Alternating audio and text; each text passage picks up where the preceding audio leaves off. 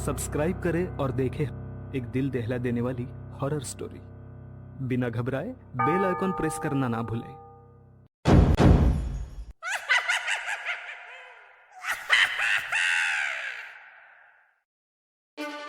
हजारों साल पहले पृथ्वी पर दंड राक्षस का राज था। उसने ब्रह्मदेव को प्रसन्न करके वरदान में एक शस्त्र मांगा था, एक ऐसा शस्त्र जो इंद्र के वज्र के समान कठोर और ताकतवर था। उसने ब्रह्मदेव से कुछ और शक्तियां भी मांगी थी, जिसमें लोगों की इच्छा पूरी करने वाला वर भी था। वरदान मिलने के बाद उसने पृथ्वी पर कब्जा कर लिया और सभी राक्षस तथा इंसानों पर राज करने लगा। उसने सभी मंदिरों में से भगवान की मूर्तियां हटा दी और खुद की मूर्तियां लगवा ली। वो लोगों को खुद की पूजा करने के लिए मनमाने लगा और जो ना माने उन पर बल का प्रयोग करने लगा। लोग उसकी पूजा करते और दंड राक्षस खुश होकर उनकी सभी इच्छाएं पूरी करता, चाहे वो इच्छा अच्छी हो या बुरी। बुरी इच्छाएं मतलब ऐसी कि अगर दो भाइयों में से एक भाई इच्छा मांगे कि मेरा दूसरा भाई मर जाए और पूरी जायदाद मुझे मिले, या फिर कोई चोर इच्छा मांगे कि मैं किसी अमीर आदमी के घर डाका डालने में सफल हो जाऊं, तो उनकी इच्छा पूरी हो जाती। बुरी इच्छाएं पूरी करने की वजह से अच्छे लोगों पर अन्याय होने लगा। तब सभी दुखी लोगों ने ऋषि मुनियों से मदद मांगी और मुनियों ने इंद्र से। तब खुद इंद्र स्वर्ग से अपनी सेना लेकर पृथ्वी पर आए और उन्होंने दंड राक्षस से युद्ध किया। लेकिन दंड राक्षस को मिले हुए शस्त्र की वजह से वह अजय था। तब इंद्रदेव ने अपनी शक्ति से उसे मूर्ति में तब्दील करवा दिया और जब वो पत्थर की मूर्ति में बदल गया तब उन्होंने उससे वो शस्त्र छीन लिया और पृथ्वी दंड राक्षस के अन्याय से मुक्त हो गई। इस कहानी के लेखक हैं धीरज कुमार सालुंके। शेरू खंडिया के पिता का पालतू कुत्ता था। उसका सर पत्थर से कुचला गया था। वो देखकर मैं बहुत ज्यादा घबरा गया। मैं सोचने लगा कि शेरू को इस तरह से कौन मार सकता है। खंडिया की मम्मी अभी भी जोर जोर से रो रही थी। मैंने भीड़ की ओर देखा तो उसमें मेरी आई खड़ी हुई मुझे दिखाई दी। मैं आई के पास जाकर खड़ा हो गया और आगे का नजारा देख मेरे रोंगटे खड़े हो गए। आगे खंडिया के पिताजी की लाश पड़ी थी।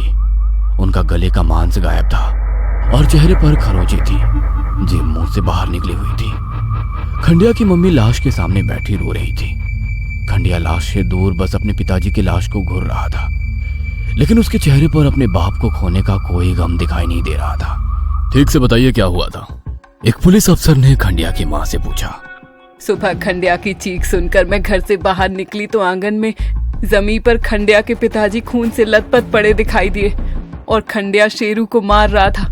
उसने शेरू के सर पर पत्थर से हमला किया और शेरू जमीन पर गिर गया। मैंने खंडिया से पूछा कि तुम उसे क्यों मार रहे हो, तो उसने रोते हुए कहा कि मम्मी, शेरू ने पिताजी को मार डाला। मैं जब बाहर आया तो पिताजी जमीन पर पड़े हुए थे और शेरू उनके गले का मांस खा रहा था। जिसको अपनी थाली में से मांस निकाल कर खिलाते थे, आज उसी ने उनके गले का मांस खा लिया। ऐसा कहकर वो फूट फूट कर रो पड़ी। यह सुनकर तो मेरे होश ही उड़ गए थे। मुझे यकीन नहीं हो रहा था कि शेरू ऐसा कर सकता है, क्योंकि शेरू घर में सिर्फ खंडिया के पिताजी की ही बात सुनता था। बाकी तो वो खंडिया और उसकी माँ पर भी भौंकता था। मुझे समझ नहीं आ रहा था कि शेरू ने आखिर ऐसा क्यों किया। मैं सोच ही रहा था तभी मेरी आई की नजर मुझ पर पड़ गई और वो मुझे डांटते हुए घर ले गई। कुछ 2-3 दिन बाद एक रात खंडिया मेरे आंगन में आया। मैं उससे मिलने आंगन में चला गया। पिछली बार की तरह ही उसकी पीठ पर उसकी बैग थी, लेकिन आज वो हर रोज से कुछ ज्यादा ही खुश नजर आ रहा था। चिंटू, जल्दी से चल, हमें खंडहर जाना है। लेकिन क्यों? क्योंकि मेरी इच्छा पूरी हो गई है और मुझे दंड राक्षस को धन्यवाद देना है। लेकिन तुम्हारी कौन सी इच्छा उस राक्षस ने पूरी की है? मेरे पिताजी मर गए हैं। वो खुश होकर बोला। मैं जरा सा उलझन में पड़ गया। क्या मतलब तुम्हारे पिताजी मर गए हैं? क्या तुमने राक्षस से उनकी मौत मांगी थी? हाँ बिल्कुल, उसने खुश होकर जवाब दिया। उसका जवाब सुनकर मैं कुछ देर चुप हो गया, लेकिन मैं अंदर से उससे बहुत ज्यादा गुस्सा था। कैसे बेटे हो तुम? तूने खुद के बाप की मौत चाही? अरे मेरे पापा नहीं है तो मैं हर रोज उनके लिए रोता हूँ, नास्तिक हूँ, लेकिन फिर भी भगवान से हर रोज यही प्रार्थना करता हूँ कि मेरे पिताजी वापस आ जाए और तुम खुद के पिताजी की मौत पर खुश हो। और राक्षस को उनकी मौत पर धन्यवाद देना चाहते हो। मैंने ना जाने कैसे कैसे शब्द उसके लिए निकाले। मैं उस पर बहुत चिल्लाया। तू है तुझ पर, तुझ जैसा बेटा किसी को ना मिले।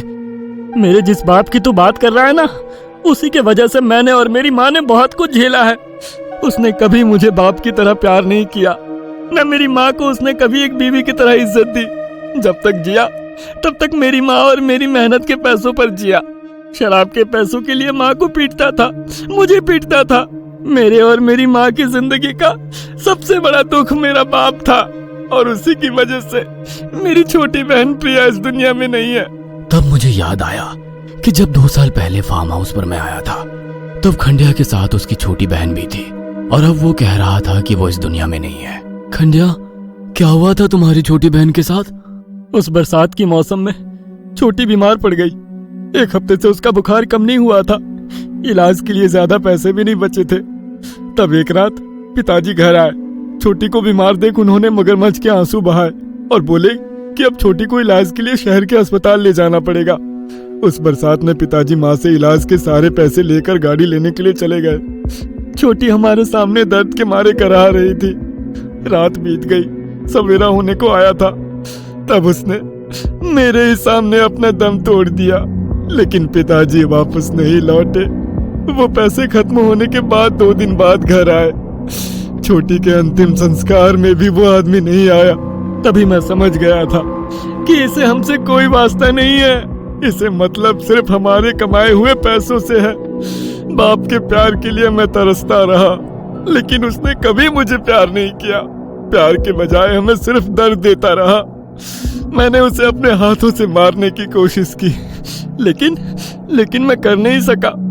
बाप को अपने हाथों से मार नहीं सकता था, इसीलिए मैंने राक्षस से बाप की मौत मांगी। खंडिया की आंखें नम हो गई थी। उसने जो छोटी के बारे में बताया था, वो सुनकर तो मेरी आंखें भी नम हो गई थी। मुझे लगा कि खंडिया ने जो कुछ किया है ठीक ही किया। कम से कम अब उसकी माँ और वो चैन से तो जी सकेंगे। मैंने खंडिया से माफी मांगी, क्योंकि मैं उसे गलत समझ बैठा था। लेकिन मैं ये मानने को तैयार नहीं था कि उसके पिताजी की मौत उस राक्षस की वजह से हुई थी, क्योंकि मैं नास्तिक था। मैं ना तो भगवान में विश्वास करता था, ना ही भूत प्रेत राक्षस में। लेकिन खंडिया को दंड राक्षस पर अंधविश्वास था, और वो उसका शुक्रिया करने के लिए वापस उस मंदिर में जाना चाहता था। इसलिए मैंने उसे हाँ करी, और हम दोनों जंगल के रास्ते उस खंडहर की तरफ चलने लगे। मैंने उससे पूछा कि तुम्हारे बैग में क्या है। तब उसने बताया कि उसमें और एक खरगोश है। गुड्डू के बाद वो उससे ज्यादा प्यार करता था, और राक्षस का शुक्रिया करने के लिए वो उसकी बलि चढ़ाने वाला है। तब मैंने उसे ऐसा करने के लिए मना किया। खंडिया, तुम अंधविश्वास में किसी मासूम की बलि नहीं चढ़ा सकते। ये राक्षस भूत प्रेत ऐसा कुछ नहीं होता। अरे ये मेरा अंधविश्वास नहीं है, वो सच में है, और उसी ने मेरी इच्छा पूरी की है। तब हम दोनों में बहुत देर तक बहस हुई। मैं ये मानने को तैयार नहीं था कि वो राक्षस है। तब खंडिया बोला, ठीक है, अगर तुम्हें ये सब झूठ लग रहा है तो तू खुद उस राक्षस को देख। मैं इस खरगोश की बलि दूंगा और वहां से चला जाऊंगा और कुछ दूर झाड़ियों में छुप जाऊंगा। लेकिन तुम वही किसी दीवार के पीछे छुपकर उस राक्षस को मरे हुए खरगोश को खाते देखना, तब तुम्हें मेरी बात पर विश्वास होगा। मैं बस खंडिया को झुठलाना चाहता था। मैं जानता था कि खंडिया इन 2 बलियों पर रुकने नहीं वाला है। वो आगे भी अपने अंधविश्वास में और जानवरों की बलि देगा। इसलिए उसे दंड राक्षस के अस्तित्व को झुठलाना बहुत जरूरी था। मैं तैयार हो गया। खंडिया ने राक्षस की मूर्ति के सामने उस खरगोश की बलि दी, और वो वहां से चला गया। लेकिन मैं एक दीवार के पीछे से उस मरे हुए खरगोश के टुकड़ों की ओर देख रहा था कि तभी उस मूर्ति में जान आ गई, और वो हिली। किसी आदमी की तरह वो हिल रही थी। उसकी आंखें लाल अंगारों की तरह दिख रही थी। वो किसी जानवर की तरह गुर्राया और जमीन पर बैठकर उस खरगोश के टुकड़े को खाने लगा, और आंखें फटी की फटी रह गई। इसका मतलब दंड राक्षस की कहानी सच थी। वो सच में था। तभी अचानक से ना जाने कैसे उसे मेरी मौजूदगी का एहसास हुआ, और उसने मेरी तरफ देखा। वो लाल आंखों वाला राक्षस मेरी तरफ देखकर गुर्राया। मैं डर गया और अपनी जान बचाकर वहां से भागा। रास्ते में खंडिया ने मुझे रोकने की कोशिश की, लेकिन मैं नहीं रुका। मैं सीधा फार्म हाउस जाकर रुका। मैंने खुद को अपने रूम में बंद कर दिया। मैं बेड के नीचे छिप गया।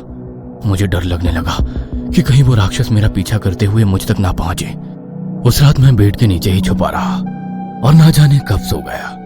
लेकिन टेलीफोन की रिंग से मेरी आंख खुल गई। मैं बेड से बाहर आया। मैंने घड़ी की ओर देखा तो रात के 12 बज रहे थे। मैंने फोन उठाया तब फोन पर खांडिया था। वो काफी डरा हुआ था और रो भी रहा था। चिंटू मुझे बचा, वो राक्षस मुझे मार डालेगा। मैंने अभी सपना देखा कि वो राक्षस मेरे ही कमरे में आकर मुझे मार गया। ये सुनकर तो मेरे होश ही उड़ गए। खंडिया के सभी सपने सच हो गए थे और ये सपना उसे आया। इसका मतलब ये वाला भी सच होने वाला था। लेकिन वो तुम्हें क्यों मार डालेगा? क्योंकि मुझसे गलती हुई है। राक्षस को खाते हुए नहीं देखते। अगर उन्हें ऐसा करते हुए कोई देखता है तो वो उन्हें मार डालता है। लेकिन क्योंकि मैंने तुम्हें उसे खाते हुए देखने के लिए मजबूर किया था, मैं उसका गुनहगार बन गया हूँ। इसीलिए वो गुस्सा है, मुझे मार डालने वाला है। यह सुनकर मैं डर गया क्योंकि मैंने खुद उसे बलि खाते हुए देखा था। खंडिया, वो मुझे तो मार नहीं डालेगा ना? नहीं, इसमें तुम्हारी कोई गलती नहीं थी और वो तुम्हें नहीं मारेगा क्योंकि वो चाहता है कि तुम उसकी पूजा करो। लेकिन तुम ऐसा मत करना, उस मूर्ति को। वो आगे बोलने ही वाला था कि मुझे उसकी दर्द भरी चीख सुनाई दी। तोड़ दो! वो जोर से चीखा और फिर उसकी आवाज बंद हो गई। मैं काफी डरा हुआ था। शायद खंडिया उस राक्षस का शिकार बन चुका था। क्या चिंटू उस राक्षस से बच पाएगा?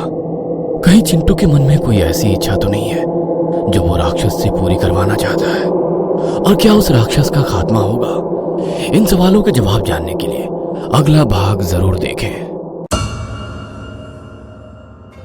ये कहानी आपको अच्छी लगी हो तो हमें सब्सक्राइब करें, हमारा इंस्टाग्राम और फेसबुक पेज जरूर फॉलो करें। और हाँ दोस्तों, सब्सक्राइब करना भूलना मत।